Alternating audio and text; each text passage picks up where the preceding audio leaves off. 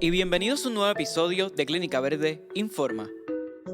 Los estados que han promulgado la legalización de la marihuana han reportado menos probabilidades de lesiones pulmonares, conocidas como EVALI, en comparación con los estados en los que el cannabis sigue estando prohibido, según un nuevo estudio.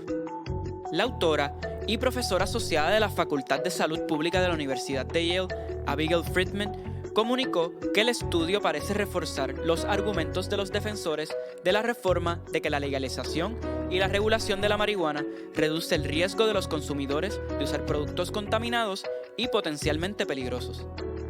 De hecho, los 5 primeros estados en legalizar la marihuana recreativa, Alaska, California, Colorado, Oregon y Washington, tenían menos de un caso de por cada 100,000 residentes, de 12 a 64 años. Ninguno de los estados con mayor prevalencia de esta condición pulmonar, como Utah, Dakota del Norte, Minnesota, Delaware e Indiana, permitía el uso recreativo de la marihuana. La prohibición de los productos de cannabis fumables en 2 de los estados con más casos que solo permiten el uso de marihuana medicinal también podrían haber contribuido a las lesiones pulmonares al dejar a los consumidores con opciones solo disponibles en el mercado ilícito y no regulado.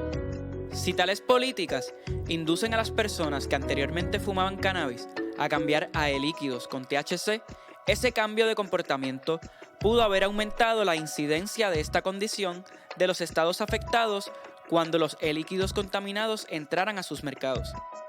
Los encargados de formular políticas deben prestar cuidadosa atención a los atributos de las políticas sobre la marihuana. ¿Qué tipos de productos de cannabis están y no están permitidos? ¿Cómo se evaluará y garantizará la seguridad de los productos, los mecanismos de concesión de licencias y de aplicación de la ley, entre otros? Estos detalles reglamentarios son fundamentales y pueden afectar tanto a los mercados lícitos como a los ilícitos. En un estudio separado publicado en abril, se determinó igualmente que las personas de los estados en que la marihuana recreativa es legal tenían muchas menos probabilidades de sufrir lesiones pulmonares comparado a los estados en que el cannabis sigue estando prohibido.